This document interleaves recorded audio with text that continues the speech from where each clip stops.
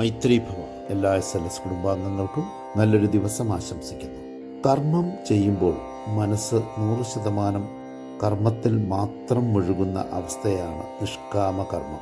ആ സമയം മനസ്സ് ഒരു സാക്ഷിയായി മനസ്സിൻ്റെ തന്നെ പ്രകമ്പനങ്ങളെ നിരീക്ഷിച്ചു കൊണ്ടിരിക്കും. പ്രവൃത്തി തുടങ്ങുന്നതിന് മുമ്പ് ഫലം ഇച്ഛിക്കാത്ത ഏതവസ്ഥയിൽ ആയിരുന്നുവോ പ്രവൃത്തിക്ക് ശേഷവും അതേ അവസ്ഥ തുടർന്നുകൊണ്ടിരിക്കും. പ്രതിഫലം കുറഞ്ഞുപോയി എന്ന വ്യാകുലതയോ പ്രതിഫലം കിട്ടിയില്ല എന്ന ദുഃഖമോ മനസ്സിൻ്റെ പ്രകമ്പനത്തെ STRനെ വർദ്ധിപ്പിക്കുകയില്ല. കർമ്മം നടന്നു, ഫലം ചോദിക്കാനാളില്ലാത്ത അവസ്ഥ.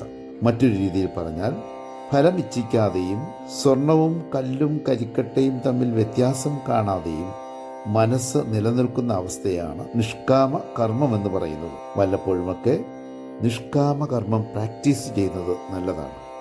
അതുവഴി ഇന്നലെ നാം മനസ്സിലാക്കിയ STR കുറയുന്നതും അവബോധം ഉന്നതിയിലെത്തുന്നതും അനുഭവിച്ചു അറിയുവാൻ കഴിയും.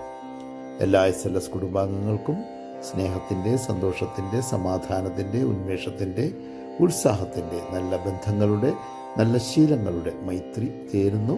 മൈത്രി ഭവ.